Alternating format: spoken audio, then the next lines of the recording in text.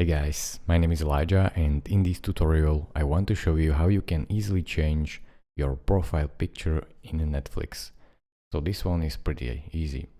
First thing, log into your Netflix account and then go right here to your profile picture. This window will open up, this menu, and you have to click on Manage Profiles. Now this will open up this window. You have to now choose which profile picture do you want to change. So let's say I want to change the first one, so click on that. Right now it will show you this edit profile page where you can edit your name, language and profile picture as well. So click right here and you can choose from these classics presets. You can choose for whatever you want from this one. As you can see, there is a lot of them. You can scroll down.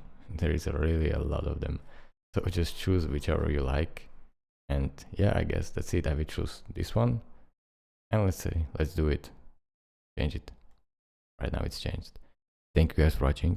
If this video was helpful to you, consider subscribing and liking this video, and I will see you in the next tutorial.